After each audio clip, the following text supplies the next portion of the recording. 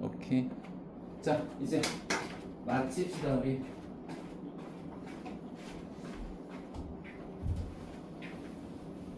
자, 그 시대의 사회 경제적 상황을 좀 보도록 할게요.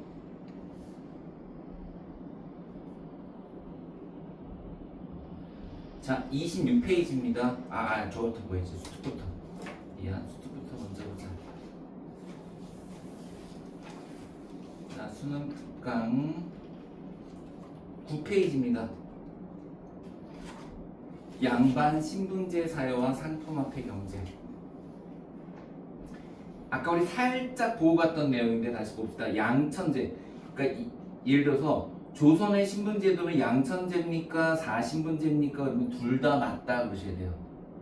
그러니까 크게 나누면 양인과 천인으로 나눴고 그걸 다시 양반, 중인, 상민을 양인층 그리고 천민을 따로 그래서 나누면 사신분제가 되는 거죠. 그래서 양천제도 맞는 말이고 사신분제도 맞는 말입니다. 밑에 양반. 자, 왜 양반이냐? 반이 두 개라서 양반이거든요. 그 양반은 문반과 무반을 부르는 건데 원래 있잖아요. 아빠만 양반입니다. 왜? 아빠가 관리잖아요. 근데 점차 넓어서 어떻게 된다? 그 가족과 가문을 모두 그러니까 할아버지가 관리면 손자까지 싹 다 양반으로 불려지게 됩니다. 과거 등을 통해 관직에 진출한 사람들입니다. 중인, 자, 서리, 향리, 기술관들입니다. 양반 첩액에서 태어난 서얼도 자, 양반 첩액에서 태어난 서리가 이거는 아빠는 양반, 엄마는 양반이 아닌 사람이죠. 중인과 비슷한 대접을 받았고요. 상민은 농민, 수공업자, 상인을 말합니다. 자, 이 상민이 주로 토지세, 공납, 부역 다 부담했고요. 법적으로 과거 응시는 가능했으나 실제로 거의 없었습니다. 천민, 노비가 대부분이었고 노비는 재산이었기 때문에 매매, 상속, 증여가 가능했습니다. 자, 서원과 향양 다릅니다. 뭐가 다르냐면요. 여러분 일단 서원은 기본적으로 그냥 서당 생각하면 되는데 그 서당에서 교육만 한 게 아니라 연구도 하고 제사도 지냈어요. 자, 근데 향약은 약간 그 주민자치센터 같은 거, 주민센터. 그래서 향촌 주민이 지켜야 할 자치 규약을 만들고 향촌 사회의 유교 윤리를 보급한답니다.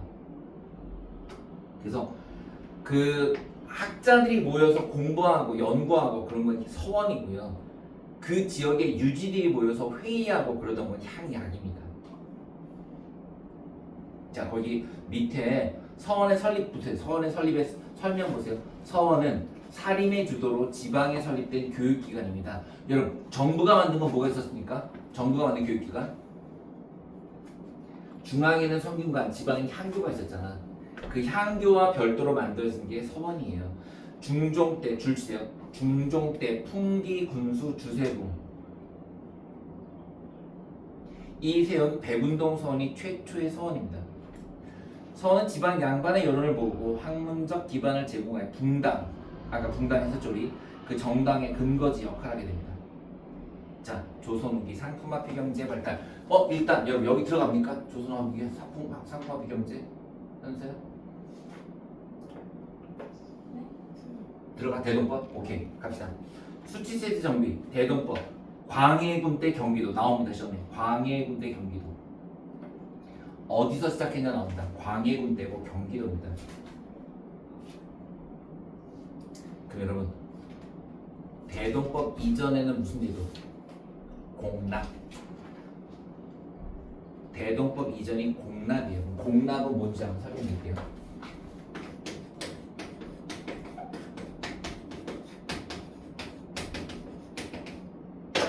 제일 중요한 게 이거는 여러분 특산물을 내는 거고요. 이건 쌀을 내는 거예요. 별거 없네요. 아니요. 이게 중요한 게요. 그 지역의 특산물을 집집마다 납부하겠어요.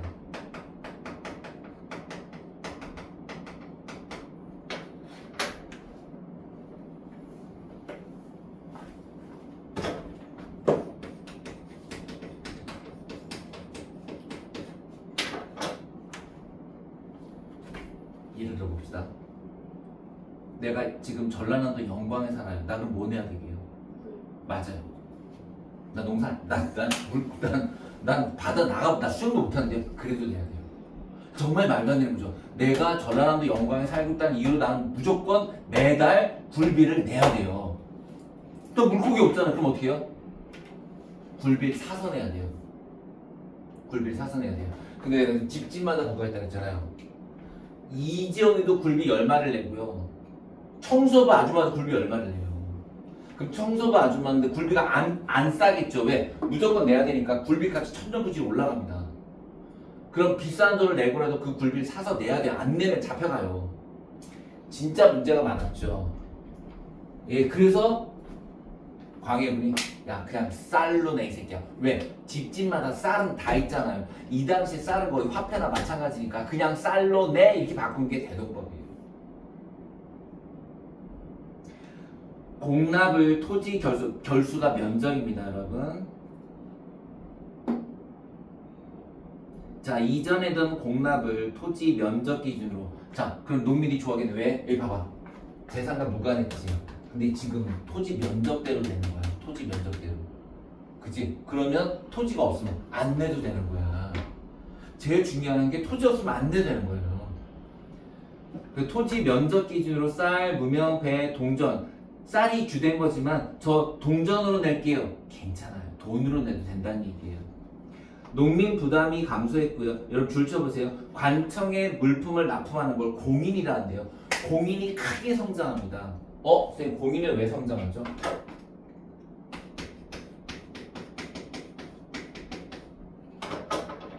임금님은요 조선 팔도의 모든 음식을 다 드셔야 돼요. 굴비 먹어야 된단 말이에요. 근데 지금 영국에서 굴비가 안 올라오잖아. 그 누군가 영광 가서 굴비 사와야 되잖아. 공인이에요 그게. 그러니까 궁궐에다가 모든 물품을 납품하는 사람들을 공인이라고 불렀어요. 어때요? 짭짤하죠. 짭짤하죠. 그죠? 예. 그래서 이 관청에 물품 납품하는 공인이 성장하면서 상품화폐 경제가 발달합니다. 자, 영정법, 전세를 품흉에 관계없이 이게 또 무슨 말이냐면 풍년일 때 많이 내고 흉년일 때 냈단 말이에요. 그거랑 상관없이 무조건 토지 한 결당 쌀 4두에서 6두 그 두가 있잖아요. 이렇게 그 바가지 얘기하는 거예요.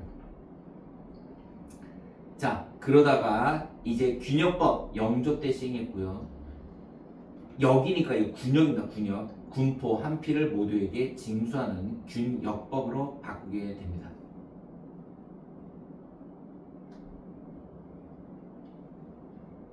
자, 다음 페이지 보세요. 농협 경영의 변화와 수공 과거 발달할게요. 모내기를 이항법이라고 합니다. 자, 이항법이 확산되면서 노동력이 절감되고 생산력이 증대됐다는 뜻을 왜요? 있잖아. 모내기법 이전의 농사법과 비교해 드릴게요. 모내기법 이전의 농사법은 어떤 거냐면 그냥 있잖아. 씨앗을 들고 그러니까 벼를 들고 논으로 가. 그냥 뿌려. 나면 자라면 재배하고 안 자라면 죽으면 끝이야. 근데 모내기는 뭐냐면 모내기는 모 판에다가 요런 판에다가 다 벼를 심어요. 그래서 요걸 그대로 들고 가서 심는 거예요. 이렇게. 그러면 뿌려가지고 날래는 나라가 아니잖아요. 그러니까 요 공간마다 다 벼가 심게 되는 거예요. 엄청나게 생산량이 증대됩니다. 예. 그 모내기법이 확산되면서 생산력이 증대됩니다. 벼와 보리의 이모작도 확대됩니다. 왜냐하면 벼는 무조건 9월달이면 수확을 해야 되니까 그 수확하고 난 다음에 가을부터 겨울까지는 보리를 수확하게 되는데 그걸 이모작이라고 합니다.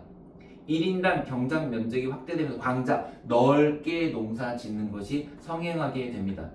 또한 인삼, 담배, 채소 등 상품 작물도 재배가 되는데요. 이렇게 상품 작물이 재배되면서 이런 걸 재배하는 사람들이 큰 돈을 벌게 되자 사람들이 이제 농업을 하나의 상품으로 인식하게 되면서 쌀조차도 이제 이 거래가 되기 시작합니다. 그전에는 쌀은 거래 안 했어요. 쌀도 이제 상품화가 진전되게 됩니다. 수공업, 관영 수공업은 쇠퇴하고 민영 수공업이 발달합니다. 수공업자가 상인이나 물주에게 자금과 원료를 미리 받아서 이게 무슨 말이냐면요. 자, 유기그릇 100개 주문할게요. 돈은 얼마입니까? 100만 원입니다. 100만 원 미리 드릴게요. 그걸 우리가 선대제 수공업이라고 합니다. 선대제 수공업.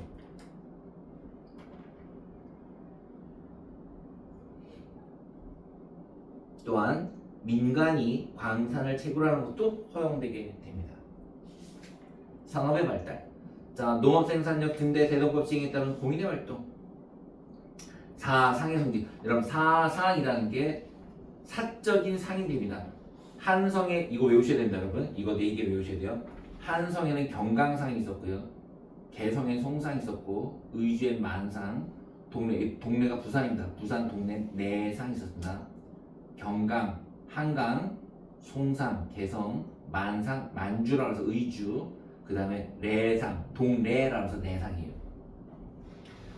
일부는 독점적 도매상인인 도고로 성장이 된다. 그 독점적 도매상인이 뭐냐면, 예를 들면은 소금을 독점해버리는 거야. 간장을 독점해버리는 거야. 그걸 도고라고 합니다. 자, 정조가, 오호, 이거 꼭 기억하셔야 되는데요. 되게 유명한 사건입니다. 금난전권을 폐지한다. 금난전권을 폐지한다. 그게 무슨 말인지 볼게요. 시전상인들의 금난전권이 뭐냐면, 이 당시는 이렇게 해볼게요. 광화문,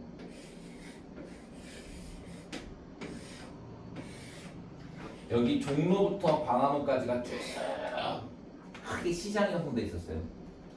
근데 이 시장이 여기가, 그러니까 물건 필요한 사람들은 다 일로 와서 물건을 사는데, 자, 여기에 포장마차 뭐 그 행상들 있으면은 자기네가 장사가 안 되니까 이전에 있던 미리 시전 상인들이 다 자리를 잡고 여기에는 그런 잡상인들이 못 오게 하는 거야. 봐봐, 그걸 난전이라고. 난전 막 이런 거 들고 다니면서 여사세요 뭐 왔어 뭐 이런 거, 그 난전을 금한다. 그래서 금난전이에요. 그럼 금난전을 했다는 것은 누굴 보호해준 겁니까? 시전 상인들을 보호해줬던 건데, 정조가 가만히 보니 이런 난전을 금지하고 시전 상인을 보호하는 것이 오히려 물가를 상승시키고 이 사람들의 부만 증가시키더라 이거예요. 그래서 정조가 빡쳐서 금난전권을 폐지합니다. 즉 무슨 얘기입니까? 내일부터 이제 여기다가 뭐 노점 상인들 와서 쫙 좌판 깔아놓고 장사가 되는 걸 바뀐 거예요.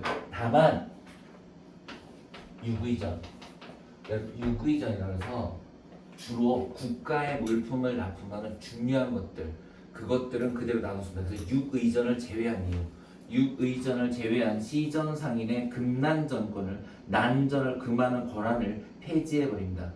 이거를 여러분 신의 통공이라고 해요. 통공정책 나오는데 그 신의 년에 일어났다 해서 신의 통공이랍니다. 자, 유기전 왜 빼줬나요? 있잖아요. 유기전이 약간 독점적 지위를 갖고 있어서 돈도 많이 벌었지만 그만큼 국가에 세금을 많이 냈어요. 그래서 정조도 그 공로를 인정을 해서 유기전은 제외하고 나머지 시전 상인들의 금난 정권을 폐지합니다. 자, 다음 장시가 시장이에요. 장시가 시장. 자, 5일장이 정착됩니다. 5일장이라는 거 5일에 한 번씩만 열리는 거 알죠? 5일, 15일 이런 식으로, 저쪽은 2일, 7일 이런 식으로. 자, 일본은 상설시장이 되고 보부상, 왔다 갔다 하는 보부상, 보따리 장수들이 활동하게 됩니다. 포구가 상업의 정신지로 성장하고 객주 여각은 여관입니다. 여관. 그 여관이 이런 상품을 위탁 판매하고 매매를 중개하는 상점의 역할을 하게 된다. 여관이 상점의 역할을 하게 됩니다. 그게 바로 객주 여각의 위탁 판매 매매 중개예요. 또한 조선 후기에는 드디어 상평 통보가 유통되게 됩니다. 이걸로 세금도 내고요. 이걸로 월세도 내게 됩니다. 그리고 어항 등의 신용화폐도 등장하고. 자, 대외무역으로는 개시와 후시가 있는데 이 개시와 후시는 뭐냐면, 개시는 공식적, 즉 국가가 운영하는 공식적 무역 창구고요. 후시는 비공식적 사적인 창구예요. 비공식적 사적인 창구.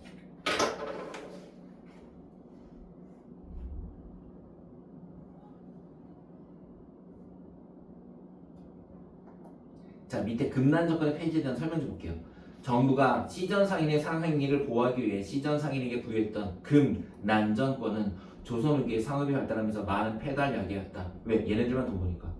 이에 정조입니다. 정조. 유기전을 제외한 시전상인의 금난전권을 폐지하여 자유로운 상행위를 허용하였고, 그 결과 하셔야 된다. 그 결과 어떻게 됩니까? 일부 상인들의 상행위가 자유로워졌으며 개인적인, 그러니까 사적인 상인들이 성장한 중요한 계기가 됩니다. 즉 조선에서 상업이 발달한 중요한 계기가 됩니다. 사실 우리가 있잖아요. 그 일제 치하로 갈 수밖에 없었던, 즉 중국이나 일본에 비해서 근대화가 늦었던 가장 중요한 이유 중에 하나 뭐냐면 상업이 발달하지 않아서예요. 예, 어쨌든 정조 덕분에 일부 상인들은 발전하는 계기가 됩니다. 자, 조선 후기로 가봅시다. 신문제가 동요됩니다. 일부 양반은 겨우 위세를 유지하거나 경제적으로 농민과 비슷한 처지의 잔반, 이름 아세요? 잔반. 자, 잔반은 뭐냐면요, 신부는 양반인데 그 행색이 천민과 유사하다라고 해서 잔반이라고 불렀어요. 옷도 그지같이 입었고요, 재산도 하나도 없는 몰락한 양반이 잔반이에요. 그 다음 서얼, 뒷단 상소를 통해 관직 진출에 대한 차별 철폐를 요구합니다. 즉 서얼이 쟤네들이 있잖아, 저 뭐니, 서자 홍길동이, 자 홍길동 등이 관직 진출의 차별 철폐를 요구하게 됩니다. 다음 페이지죠. 자, 이제 상민들 볼게요. 상민은 농사짓는 장사하는 사람이 아닙니다. 농민, 상민, 공인 다 합친 게 상민이에요. 일부 농민이 광작, 아까 기억나서 광작이랑 광작 왜 나왔지? 아까 모내기법, 이양법 등을 통해서 농사가 잘 되게 돼. 그러자 땅을 넓게 지어서 넓게 농사짓는 사람들이 발달하거든. 그들이 부농층으로, 즉 지주가 아닙니다. 일반 농민이었는데 광작을 통해 부농층으로 성장하게 됩니다. 자, 그러면서 납속책, 공명적 족범의 위조. 자, 보세요. 내가 부자가 됐는데 난 여전히 쌍놈이에요. 그럼 억울하겠죠? 그 돈으로 납속, 공명. 자, 납속은 뭐냐면요, 세금을 왕창 내고 관직을 받는 거예요. 그러니까 수령하고 쇼 붙이는 거, 수령하고. 저 1억 드리면 뭐가 나갈까요? 야, 너 2방 줄게. 1억 주면 2방. 오케이, 콜. 그게 납속책이고요. 공명척은요, 임명장인데, 맞아요, 이름이 비어있는 거예요. 그럼 거기다 자기 이름을 써가지고 그걸 양반, 왜냐면 나는 관직이 진짜 올라가는 게 목적이 아니라 내가 양반인 게 목적이니까 그냥 임명장 하나 갖고 내가 양반이라는 증거로 삼는 거예요. 그게 공명첩이고요. 자, 그럴 거 아니야. 너 어디 김씨야? 족보를 매입합니다. 위조하기도 하고요. 신분 상승을 추구합니다. 그래서 이제 점점 어떻게 되냐면요, 조선 초기에는 이런 구조였는데 조선 후기 17세기 들어가면 이렇게 바뀌어요. 70%가 양반이에요. 70%가 양반. 그러나 반대로 다수의 농민들은 소작농, 임시노동자, 영세상인 등으로 전락하여 불평등이 심화되게 됩니다. 이제 천민부입니다. 전쟁에 공을 세우거나 납속, 도망 등의 방법으로 신분 상승을 추구했고요. 정부가 상민 확보를 위해 노비 종목법, 자 설명해 드릴게요. 노비 종목법. 원래 조선 초기에는요, 노비 무슨 법?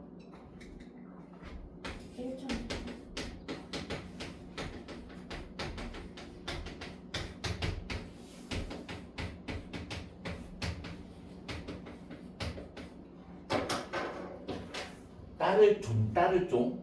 그럼 누굴 따라요? 아버지를 따른다는 거고요. 엄마를 따르는 거예요. 그런데 여러분, 노비 종부법은 양민이 증가하게 되고요.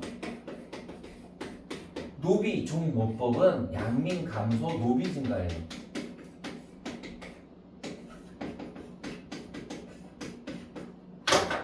왜냐면요, 그 양반들이 첩을 삼을 때 보통 유력한 집안의 자제를 데려오지 못해요. 그럴 거 아니야. 누가 첩으로 들어가려고 그래, 멀쩡한 대감집에서.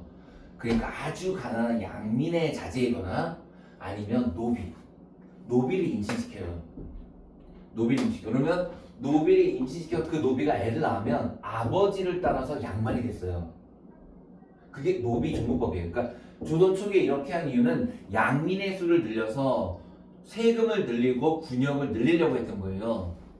오케이. 자, 근데 이렇게 되면 양민이 감소하고 노비가 증가하게 돼요. 왜? 종모법이니까 아빠를 따라서 양반이 되는 게 아니라 엄마를 따라서 노비가 되는 거예요. 그게 노비 종모법입니다. 노비 종모법. 그래서 노비 종모법은 노비수가 너무 증가합니다. 그러자 순조 때 아예 공노비를 해방시켜 버립니다. 그래서 여러분이 기억해야 될 것은 조선 초기의 노비 종부법은 양민을 증가시키는 정책이었고, 그 다음 조선 후기에 노비 종모법은 상민 확보를 위해서라고 했으나 오히려 노비가 증가하게 됩니다. 다음 향촌 지배질서의 변화 봅니다. 향전, 아까 네가 얘기했던 거예요. 신양, 새로 성장한 신양이 수령과 결탁하여 향촌 지배권에 도전하는데요. 선생님, 어떻게 갑자기 신양이 등장할 수 있습니까? 여러분, 구량이라는 건 아주 전통적인 그 지역의 유지들이에요. 그럼 현재 새로운 양반들은 어떤 애들일까? 얘네들이요. 어디 갔어? 그 돈 주고 산 애들이요. 걔네들. 그러니까 갑자기 농사를 많이 지어서 부자가 된 신흥 부자들이 공명첨이나 이런 걸 사가지고 부자가 된 걔네들이요. 걔네들 신양이요. 그 신양이 수령과 결탁하여 향촌 지배권에 도전합니다. 왜냐하면 왜 수령은 그럼 신양 편을 들었는가? 돈이 많잖아요.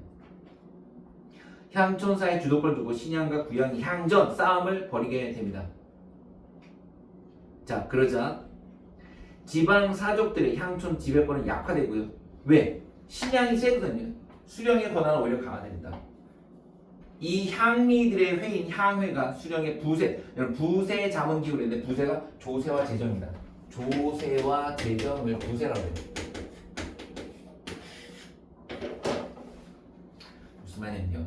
그 지역의 일을 자율적으로 처리하는 지방자치 기구가 되어야 될 향회가 그 지역 수령의 자문기구로 변질된다는 뜻이에요. 즉 지방자치, 이제 사림들의 시대는 진짜 끝나간 거지. 자, 농민봉기, 아까 우리 얘기했던 거. 자, 농민봉기, 세도정치의 폐단과 삼정의 문란으로 연도 외워둡시다. 홍경래가 1811이고요. 그 다음에 임술농민봉기가 186입니다. 116입니다. 116이. 전부 몇 세기? 19세기입니다. 여러분, 19세기. 1162.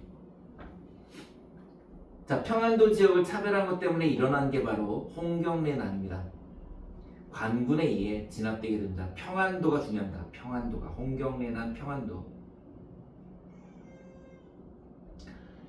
요즘은요, 2025년에 대한민국은 어느 지역을 좀 차별합니까? 잘 모르세요? 전라도. 전라도를 차별하죠. 그러니까 이 당시에는 평안도, 북한에선 지금 이제 평안도 차별 안 합니다만 아무튼 이 당시에는 조선시대는 평안도를 차별한 게 있어서 그거를, 왜냐면 평안도 지역에서 과거 시험 무엇보고 관직도 아무도 못 갑니다. 그 빡친 홍경래가 일으킨 난이 홍경래난이고요. 임수농민봉기, 진주농민봉기를 계기로 농민봉기가 전국적으로 확산되고요. 암행어사 안핵사를 파견하고 삼정 이정청을 설치했으나 미봉책이 불가했다. 즉, 이 두 가지의 농민봉기는 그다지 막지 못하고 결국 여러분 이게 어디까지 이어지니? 동학농민, 갑오개혁까지 이어지게 됩니다. 자, 다시요. 홍경래난과 임술농민봉기는 19세기 초에 발생했으나 이것이 나중에 확산돼서 1894년에 갑오개혁까지 이어지게 됩니다. 자, 이제 실학 가봅시다. 정약용. 아까 누가 등용시켰지? 정약용? 정조가. 그치? 자, 그때 여러분 정약용과 더불어서 유명한 학자가 한 명 더 있었습니다. 규장각 출신의 유명한 학자. 걔가 바로 박재가입니다. 자, 박지원, 박재가는 시험에 어떻게 나오냐면 이렇게 나와요. 한 명은 그냥 청나라를 왔다 갔다 하면 청 문물에 밝았던 사람이고요. 한 사람은 굉장히 독특한 이론을 펼치는데 그 이론이 뭐냐면 우물의 비유예요. 혹시 들어보셨습니까? 우물의 비유? 우물은 많이 써야지 계속 우물물이 솟아나듯이 저축보다는 소비를 열심히 해야 경제가 돌아간다. 박지원입니까? 박재가입니까? 이거 박재가입니다. 우물의 비유 박재가요. 선생님 나중에 헷갈릴 것 같아요. 아, 이렇게 외우면 이렇게. 우물 누가 풀래? 제가요. 안 가볼 수 있지. 이상한 거지? 우물 누가 풀래? 제가 풀게요. 박재가. 우물의 비유 소비를 진작시키자. 박재가. 자, 이제 다시 여러분 학교 PPT 갑니다. 학교 PPT.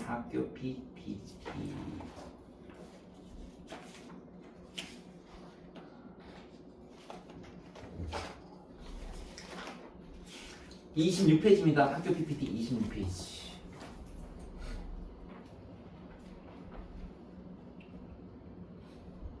자, 거기 보면 양천제와 사신분제는 둘 다 공식적인 신분제도였습니다. 자, 선생님이 만들어 놓은 거의 피라미드를 보면 진짜 옛날에 이랬습니다. 실제 구성비도 이랬어요. 피라미드였어요. 근데 그게 17세기로 가면 뒤집어진다라는 거 아까 말씀드렸었고요. 자, 양반 최고 신분층으로 줄 주세요. 군역 면제됩니다. 군역 면제됩니다.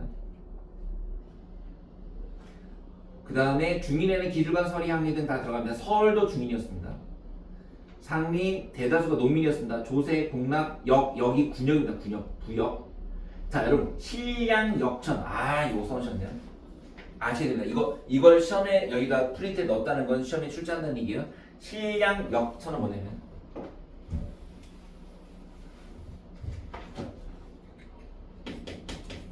봐봐. 그대로 읽어줄게. 신분은 양민이나 역할은 천민이다. 그 뜻이에요. 신분은 양민이나 그 역할이 천민인 것을 신량, 역천이라고 했고요. 시험 문제 뭐라고 나오냐면 여기에 해당사 누구였니라고 물어볼 수 있거든요. 봉수꾼, 뱃사봉, 수군 이런 애들이 대표적인 신량, 역천이었습니다. 쌤, 아니 봉수꾼은 봉화대 가서 불 붙이는 하루 1년 내내 그 산속에 살아야 돼요. 그 다음에 뱃사봉 힘들죠. 그리고 수군. 여러분 그래서 이순신의 수군도 전부 신량, 역천이었거든. 근데 이순신은 이 사람들을 되게 인간적으로 대우해줬잖아.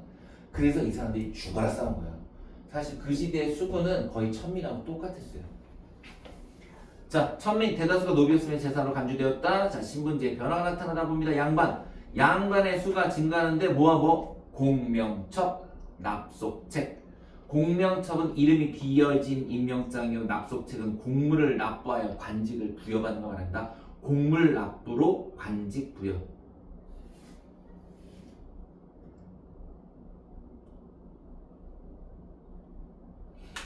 자, 양반의 수는 증가하여 나중에는 양반이 70%에 이르게 되고요. 양반층은 분화되는데 어떻게 분화되느냐? 일부는 아주 권력을 가진 부자가 되고요.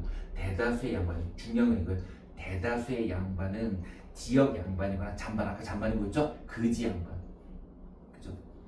아주 가난한 양반으로 전락하게 됩니다. 중인. 자, 집단 상소운동인데 여러분. 자, 그거 서울이 3, 4와 같은 청요직 진출을 요구했다라는 것이 되는데 청요직이 뭐냐면 청렴하고 중요한 직책인데 3, 4요, 3, 4. 아까 사관원, 사원부, 홍문관 거기에 넣어달라. 근데 이게 사실 중앙부서에서는 좀 받아들이기가 힘든 게 완전 요직 중에 요직 아닙니까? 거기에 중인을 넣어달라. 좀 받아들이기가 힘들었죠. 자, 그런데 정조 때 유득공, 박제가 등 서얼이 규장과 검서관으로 진출되었고 철종 때는 결국 청요직 진출이 허용됩니다. 아까 박제가 얘기했었죠, 그죠? 우리 박지원 박제가. 자, 다음 노비, 군공, 납속책을 통해 신분 상승했고 노비 종목법, 영조 때 상민의 수를 늘려 국가지원 확보하기 실시했으나 그런 실제 어떻게 있다고 아까? 상민 감소, 노비 증가. 자, 순조 때 그러자 에이 이럴 바에 자 봐봐요. 너무 있잖아. 오히려 노비가 막 늘어나. 그럼 해결처럼 노비 없으면 걔네들이 뭐가 돼요? 공노비 없애면 그들은 양민이 되니까 양민이 된 그들이 세금을 내서 국가 재정을 확보할 수가 있었던 거죠. 자, 근데 왜 공노비만 해방시키고 산업이 놔뒀을까? 여러분 산업이는 양반들의 개인 재산이에요. 그걸 뺏으면 안 되죠. 뺏을 수가 없었습니다. 그리고 연도에 봅시다. 1894년 갑오개혁으로 신분제는 완전히 폐지되게 됩니다.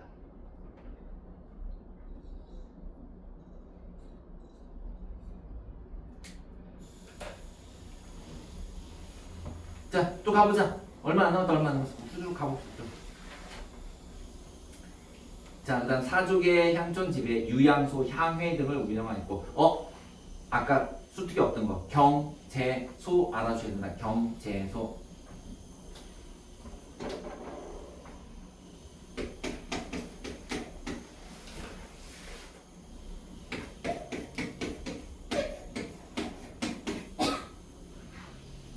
서울경자에 있을 제자에 장소 숫자잖아. 그게 뭐예요? 아 이거요. 예를 들면 이런 거야. 재경 부산사무소. 네?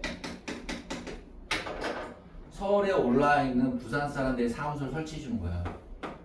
왜요? 그랬다가 만약에 부산에서 무슨 일이 벌어졌어. 그러면 왕이 야, 너 엄마 너 빨리 야, 너 부산 갔다 와. 그 연락책 역할하고 감시하는 역할을 했던 게 재경소입니다. 그게 재경소입니다. 경제소예요. 경제소. 그 서울 사무소라고 보시면 돼요. 해당 지역 출신의 재경 관료들입니다. 그 경제소는 해당 지역 출신의 서울에 있는 재경 관료들이 바로 재경소입니다. 자, 서원 사족 세력을 강화하고 향약 미풍양속을 유교시로 고쳐서 이 사족들이 그 지역을 지배하는 데 기여했습니다. 자, 향촌의 지배 질서 어떻게 바뀌나 봅시다. 양난 이후 외란과 호란입니다. 향촌 사회 질서가 동요되는데 오가작통법. 여러분 오가작통법. 이 오가작통법 맞아. 이게 북한의 5호 담당제. 오가작통법 5호 담당제가 뭐냐면 5집씩 묶어가지고 관리하는 거예요. 그 5집의 대표를 뽑아서 만약에 그 집에 그 5집에서 누군가 도망가잖아요. 그러면 그 대표가 대신 벌 받는 거예요. 그럼 내가 벌 받잖아. 어떻게 돼요? 철저하게 감시합니다. 군역 피해 도망가는 놈 없는지, 세금 안 낸 놈 없는지 이렇게 5집씩 묶은 거를 오가작통법이라고 합니다. 그 다음에 서원과 사후를 설립했다는데 우리 원래 서원이 제사를 담당하긴 했잖아요. 제사를 담당하는 걸 제사를 전담하는 게 사후예요. 사후는 제사를 전담합니다. 그럼 무슨 변화가 있던 거냐면 아까 서원만 있을 때에는 서원에서 제사도 지내고 교육도 했지만 이제는 서원은 교육 역할만 담당하고 제사를 담당하는 사당을 따로 만든 거예요. 그게 사후예요. 자, 향전. 새롭게 성장한 분홍층의 향의 장악 시도가 있었다. 그러자 신향과 구향이 주도권을 둘러싸고 대립하게 되었다.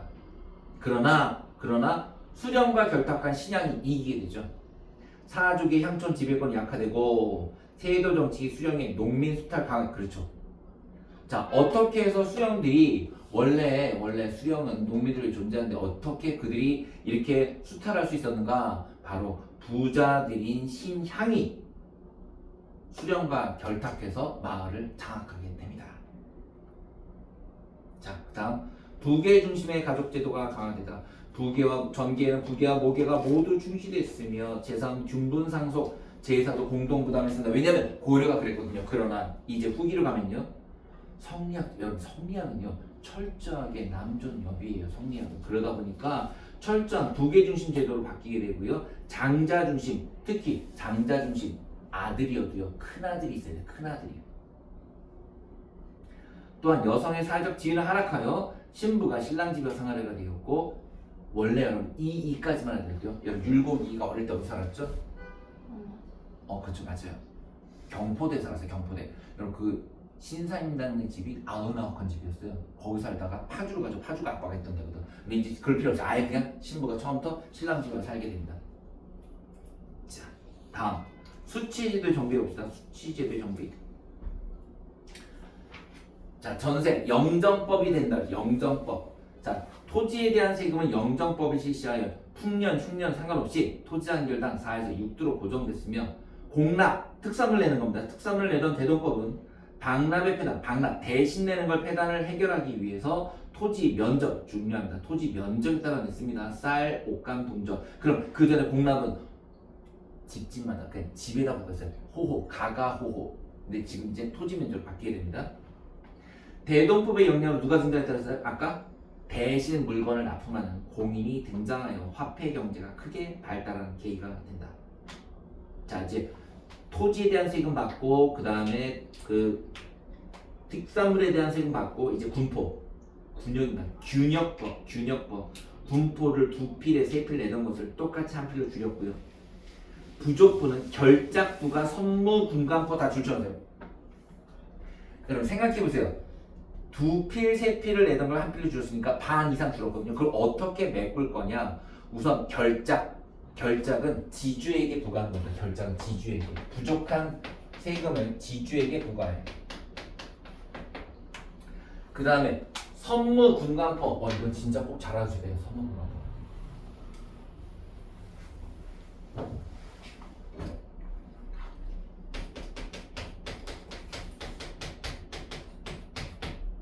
이건 여러분 직위예요, 직위. 선무분관이란 직위예요. 그럼 누굴 대상했냐? 양반, 부유한 상인의 자제에게 선무분관이라는 직위를 주는 거야. 예를 들면 그냥 우리 동네 예비군 대장. 정말 아무 부하도 없어. 부하도 없고 그냥 관직만 주는 거야. 저걸 주고 대신에 군역 면제 대가로 세금을 내는 거야. 대가로 군포를 받았습니다.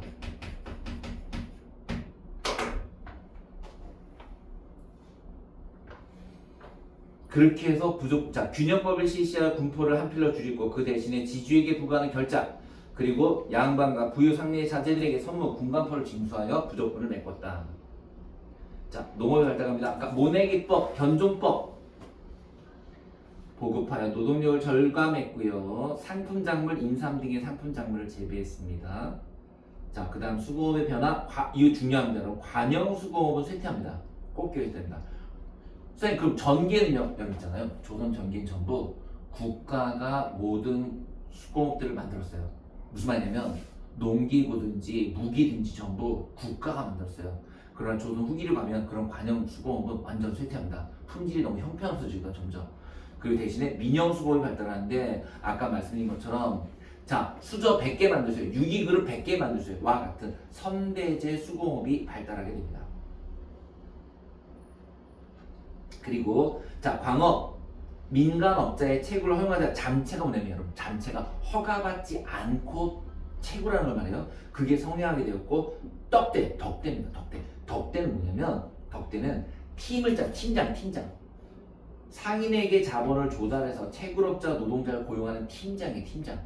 뭐 태백산맥 팀장 그런 게 덕대라고 합니다. 채굴하는 팀장이에요. 자, 다음 공인의 성장. 대동법 실시로 등장했다. 국가의 물품을 조달하는 성장하였다. 아까 말씀했죠. 이때 일부 공인은 도고가 뭐 있습니까? 독점적 도매상입니다. 도고는 독점적 도매상.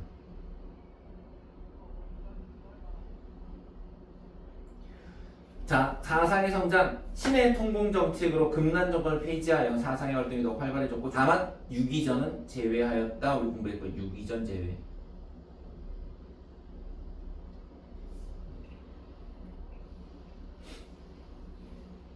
자, 여기도 마찬가지로 도시마다 이런 상인들이 있었는데 일부 사상은 도고, 아까 말씀드린 독점적 도매상으로 성장합니다.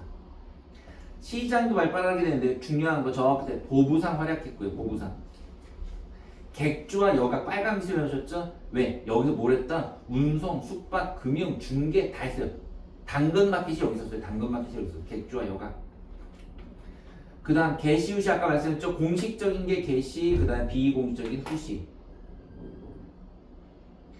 화폐 유통, 상평 통보 주조되기 시작하고요.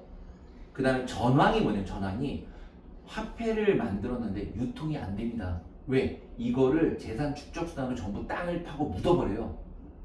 이걸 전황이라고 한다. 전황. 여기서 신용화폐, 여기 거기 신용화폐는 어음입니다. 어음도 사용되게 됩니다. 어음도 사용되게 됩니다. 자, 다음 페이지요. 정조 이후 3대 60년간 비변사가 관직을 독점하고요. 상정의 문란이 발생하자 1811년 아까 했죠. 홍경래, 1862 임술농민봉기, 그 결말은 1894년 가복이에요. 다음. 자, 세상이 점점 살기 힘들어지자 현실 개혁을 바라는 백성들의 예언 사상이 유행하게 되고 천주교는 17세기 서학으로 소개되었으나 평등 사상으로 제사법을 이유로 탄압을 당하게 됩니다. 경주 출신의 몰락한 양반 최지호가 동학을 창시했고요. 시천주 하나님을 기다림. 그러나 정부의 탄압으로 최지호는 처형당하게 되고 최시영의 노력으로 교세가 확장되게 됩니다. 이 내용은 우리가 저쪽 흥선대원 때 또 나오게 됩니다. 오케이. 거기까지 하도록 합시다. 자, 복습 잘해가지고 오시고 교과서 달달달 좀 외우시고 학교 오늘 공부한 것도 좀 공부해가지고 오세요. 그 다음 주에는 독립운동하고 요 파트 문제 풀 거예요. 예, 복습 잘해가지고 오시고.